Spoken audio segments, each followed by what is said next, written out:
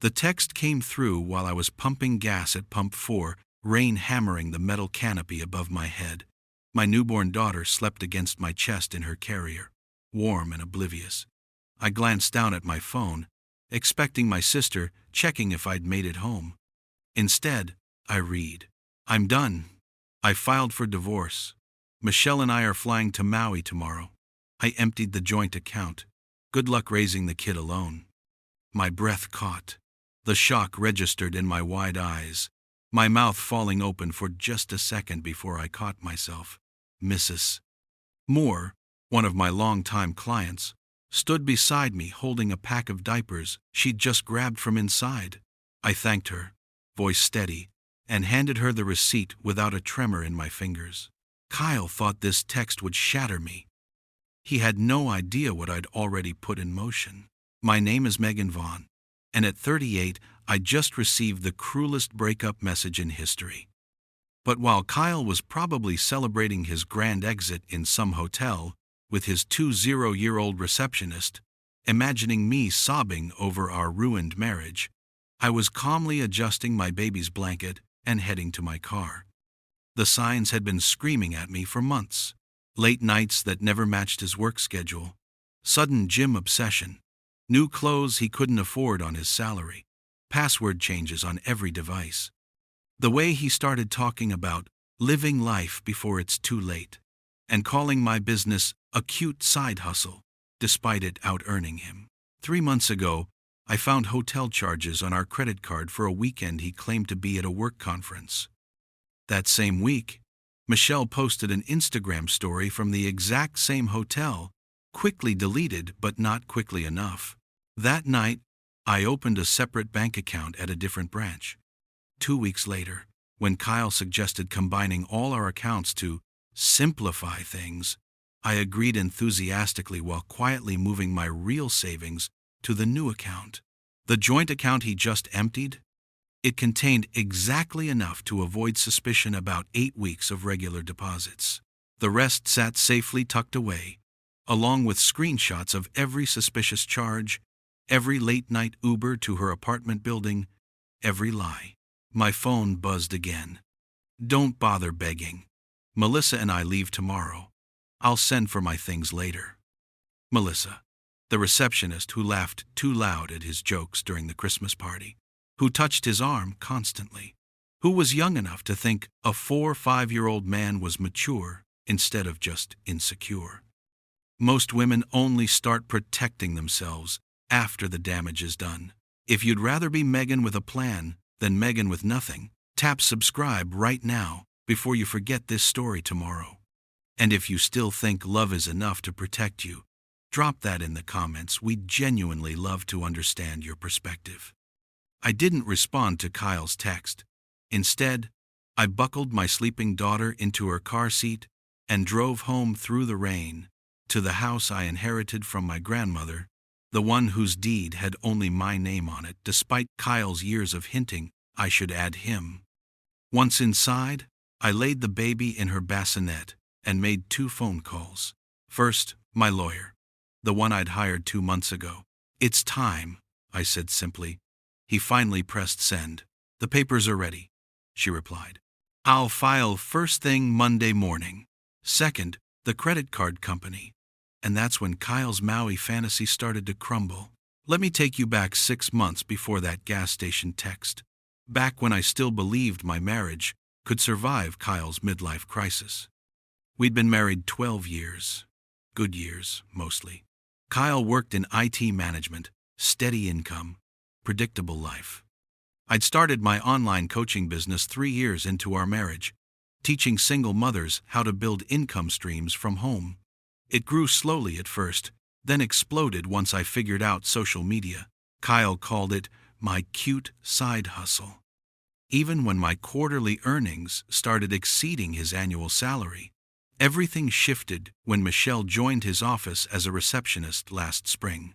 Suddenly, Kyle discovered the gym. At 45, he started posting shirtless mirror selfies with captions about transformation and never too late. Designer joggers appeared in our closet brands he'd always called overpriced. His hair got highlights. He bought a leather jacket. Just taking better care of myself, he said when I asked. But taking care of yourself doesn't require password changes on every device. The late night started in June. Big project, he'd text at 7 p.m. Don't wait up. I'd check his pay stubs, no overtime. I'd ask about the project details, vague answers about server migrations that never seemed to finish. One night, I drove past his office at 9 p.m. His car sat in the parking lot, but the building was dark, except security lights. I called his cell.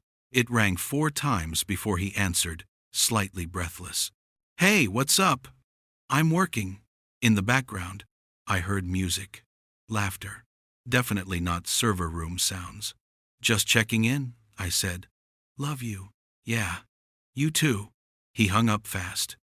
That's when I started paying closer attention to my business finances, making sure every deposit went into my original account, the one he couldn't access, the one I'd opened before we got married and kept separate despite his yearly suggestions to simplify everything. Thank God for my stubbornness. The Instagram discovery happened in August. I was using his laptop, mine was updating, and saw he'd left himself logged in. Michelle's profile was in his recent searches. Lots of recent searches. Her feed showed exactly what you'd expect from a 20-year-old. Beach photos, brunch with girlfriends, inspirational quotes about knowing your worth and choosing happiness. Then, I saw the photo from July. Rooftop restaurant. Sunset. Caption: sometimes the best nights are the unexpected ones. The same night Kyle claimed to be fixing servers. I scrolled through my credit card statements. Found the charge. $73 at that exact restaurant. Same date. I took screenshots of everything. The next morning, I opened a new bank account across town. Different bank entirely, not just a different branch. I moved half my business savings, immediately enough to live on for 6 months if necessary. Left enough in our joint account to seem normal. That afternoon, I called a divorce lawyer my business mentor had recommended. I'm not ready to file, I told her during our consultation, but I need to know what protection looks like. She walked me through North Carolina's equitable distribution laws, separate property versus marital property, the importance of documentation, how inheritance like my grandmother's house stayed separate if I never added his name to the deed. Keep records of everything, she advised. Text messages, bank statements, credit card charges. If he's having an affair, document it. If he makes threats, save them. You might not need any of this, but if you do, you'll be glad you have it. I paid her retainer that day from my separate account. For the next 3 months, I played the role of oblivious wife while building my case. Every suspicious charge got photographed. Every late-night work emergency got noted with timestamps. Every text message got backed up to the cloud. Kyle thought I was too busy with the baby and my little business to notice his new cologne, his gym schedule that somehow always aligned with Michelle's Instagram posts from the same gym. He thought I was naive. I was just prepared. And when that text came through at the gas station, everything I'd quietly arranged was ready to activate.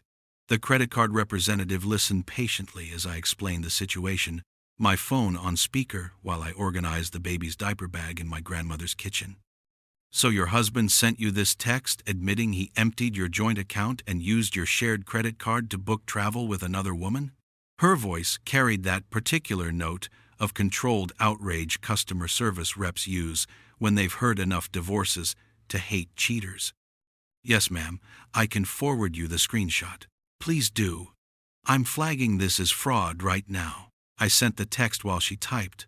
Kyle's gleeful, ha-ha, and good luck raising the kid alone looked even worse in official fraud documentation.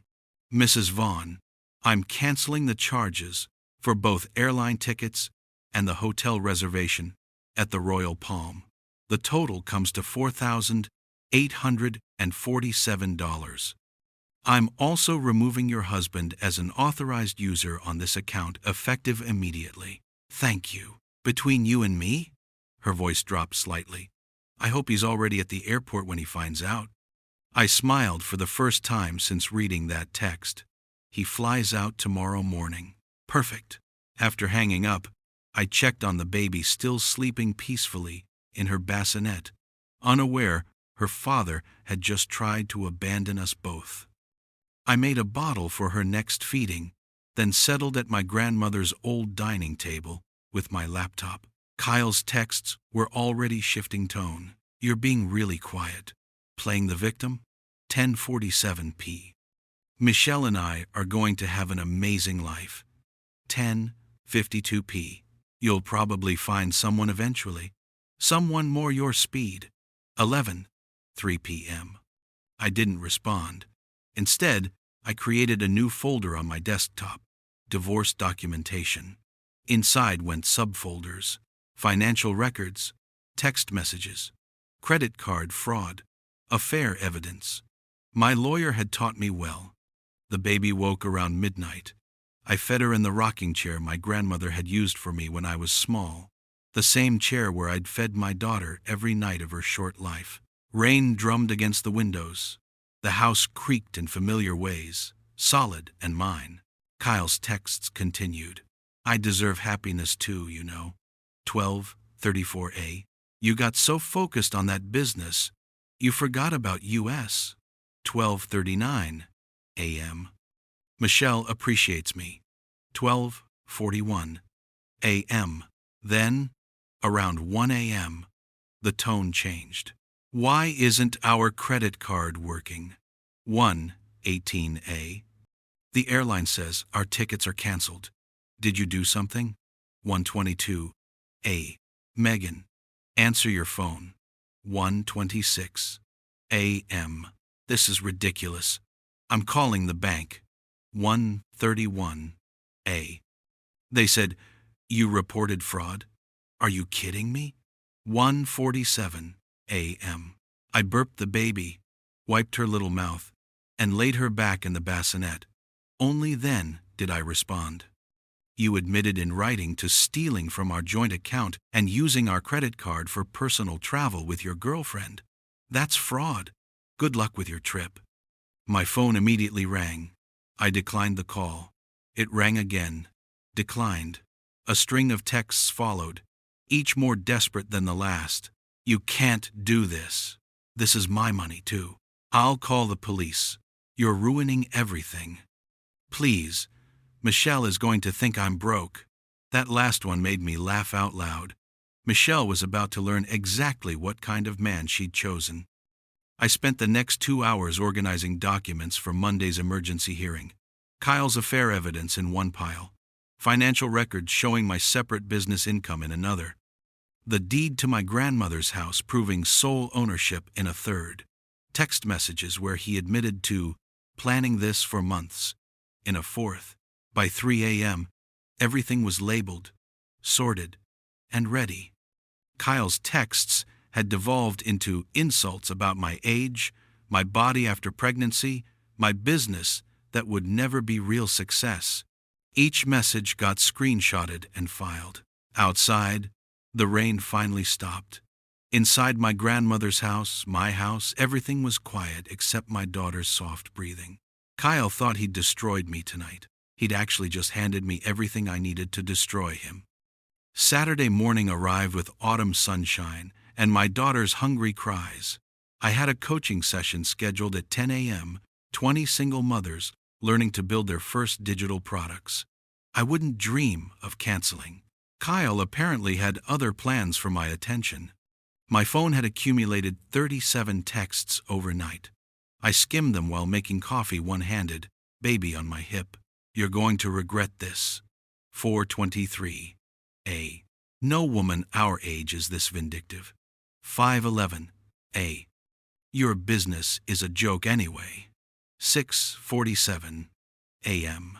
At least Michelle doesn't need filters in her photos. 7:02 a.m. Then the tone shifted again. Can we please talk about this reasonably? 8:34 a. I never meant those things about your age. 8:41 a.m. Maybe we can work something out. 8:55 a. I took screenshots and filed them chronologically. Future Megan would need these. The coaching session went perfectly despite my phone buzzing constantly on my desk, face down. I taught my students about pricing strategy, about protecting their intellectual property, about keeping business finances separate from personal accounts. Even if you're married? One woman asked.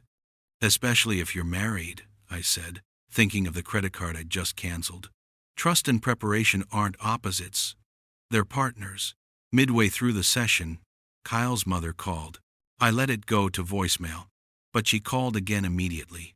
Then again. During our break, I listened. Megan, this is Barbara. I don't know what's gotten into you, but canceling Kyle's trip is cruel and vindictive. He's been planning this vacation for months. He works hard, he deserves happiness, and you're being selfish. Call me back immediately so we can discuss this like adults. I felt my students watching me. They'd heard my phone buzzing all morning. These women knew betrayal, knew divorce, knew what it meant when family chose sides. Everything okay? My assistant coach, Tasha, asked quietly. Just my ex-husband's mother defending his affair and theft. I said it loud enough for the group to hear. Might as well be honest. One of my students, Jennifer, laughed sharply. Let me guess, you're the villain for having boundaries? Apparently. My ex-mother-in-law said the same thing, another woman offered.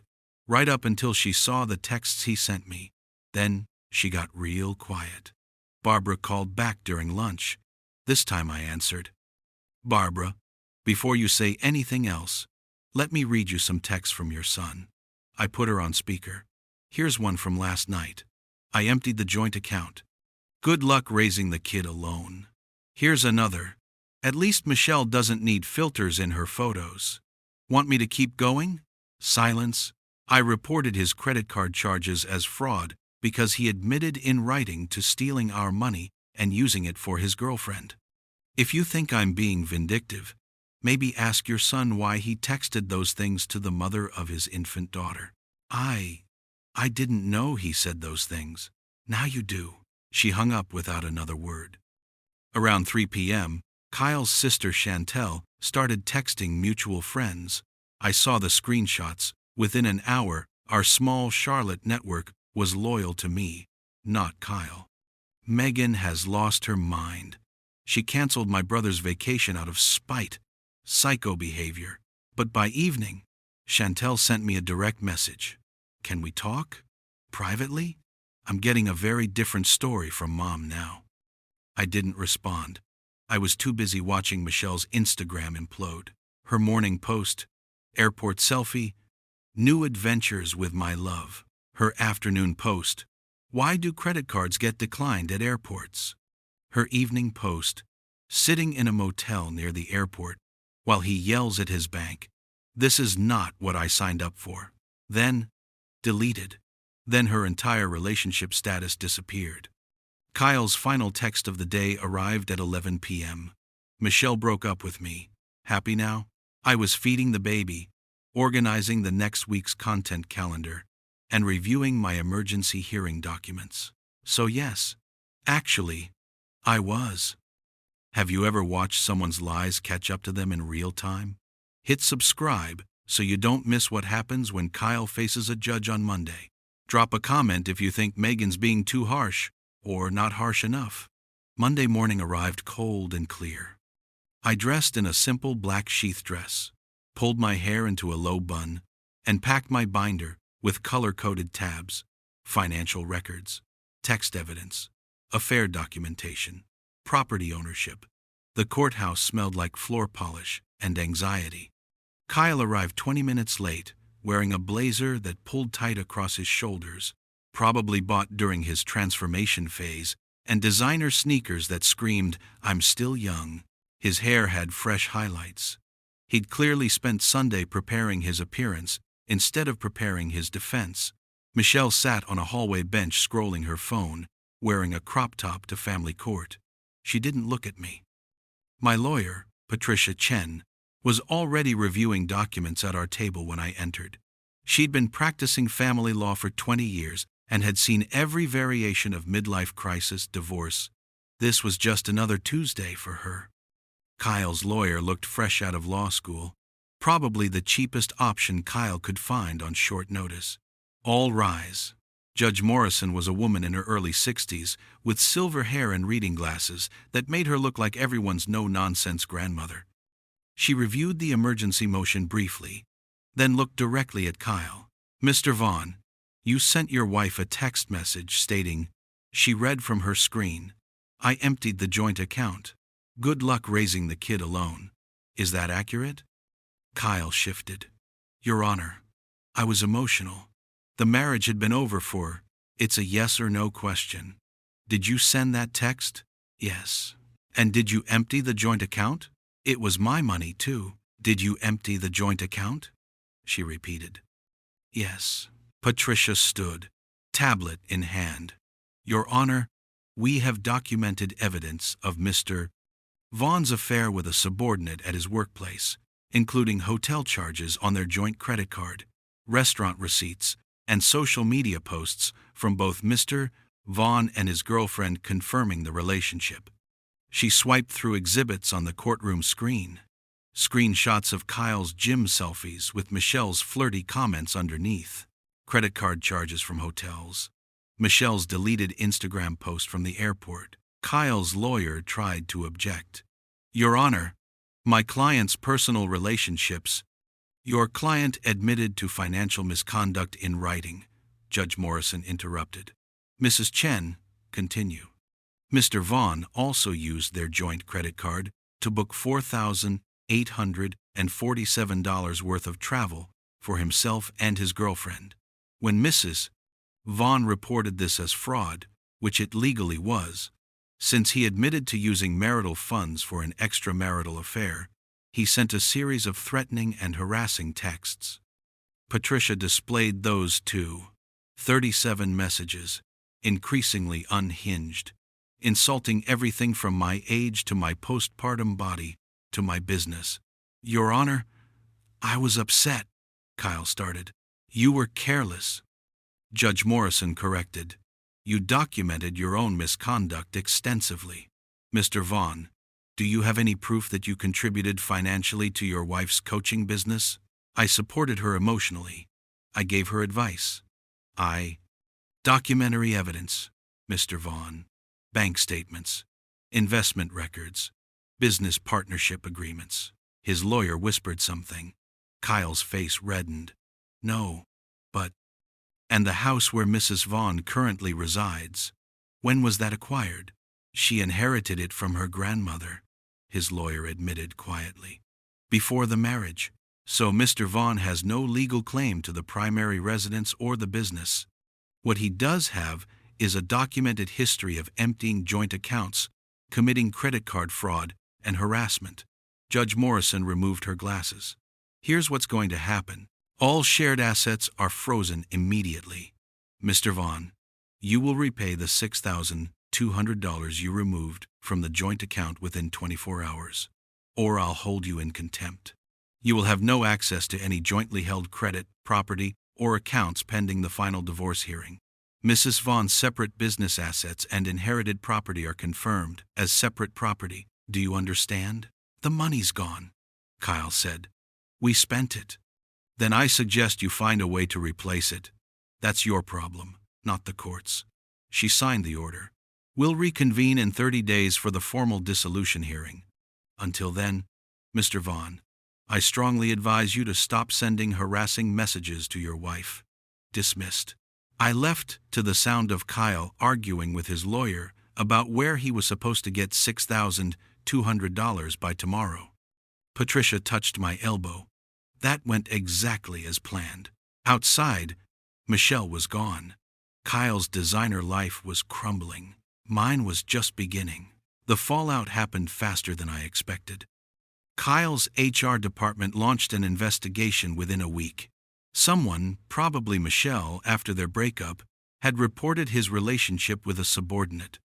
The company took workplace misconduct seriously, especially when it involved someone with authority over the person they were dating. Chantel, who'd finally started speaking to me again, kept me updated despite my lack of interest. "The promotion went to someone else," she texted. "Kyle's been formally reprimanded. They're watching him closely." I was too busy launching my group coaching program to care much. 23 single mothers had signed up for my 12-week intensive on building sustainable online income. The program was double what I'd projected for enrollment. Kyle's texts became increasingly desperate. "I can't repay the money. I don't have it." Day 3. "You're destroying my life." Day 5. "I'm going to lose everything." Day 8. "My credit cards are maxed. I have nowhere to go." Day 12. Then the text stopped. "He moved back to Raleigh," Barbara admitted, when she called to apologize again. "He's staying in his old bedroom at our house." At 45 years old. I was test driving a Range Rover Sport when she called. Charcoal gray, cream leather interior, every feature I'd promised myself once. My business hit 6 figures consistently. We'd hit that milestone last quarter.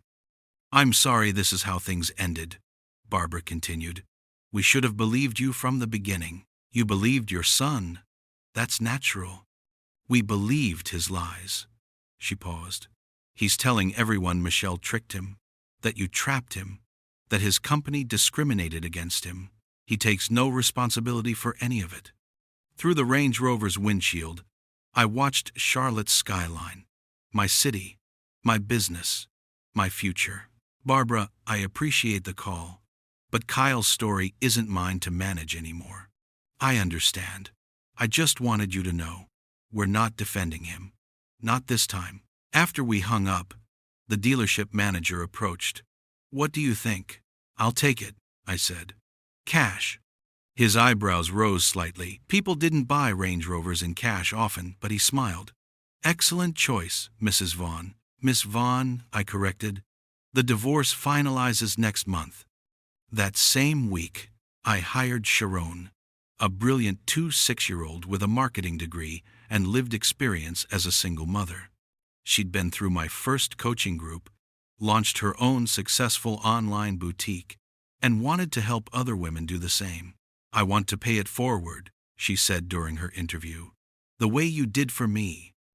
My business was becoming something bigger than income. It was becoming a movement. Meanwhile, Kyle's implosion continued its predictable trajectory.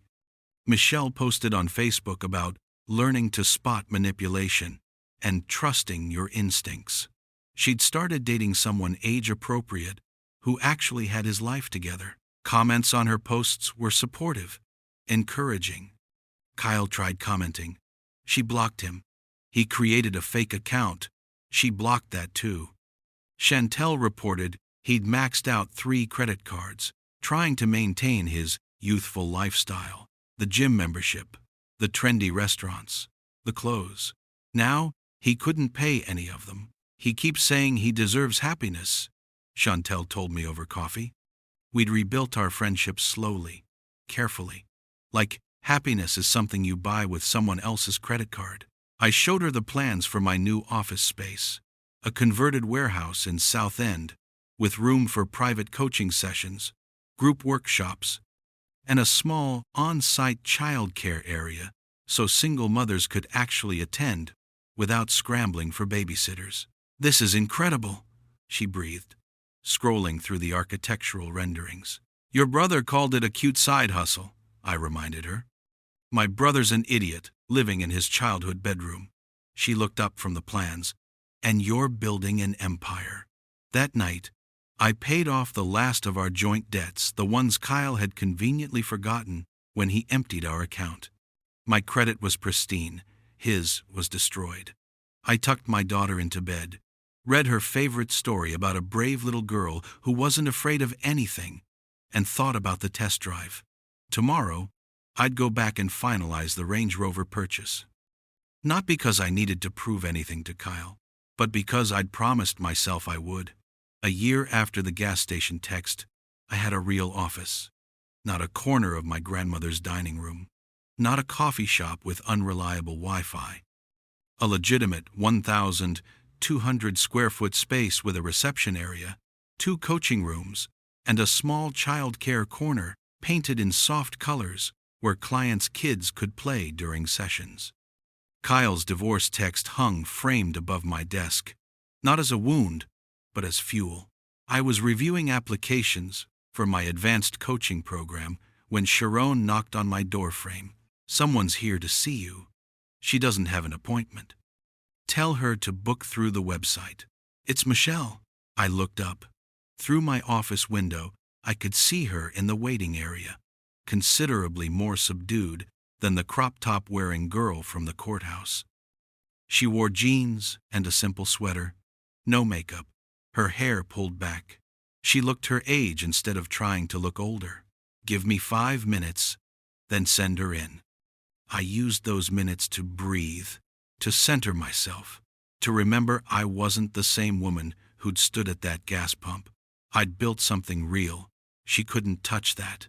When Michelle entered, she didn't sit until I gestured to the chair across from my desk. "Thank you for seeing me." Her voice was quiet, shaky.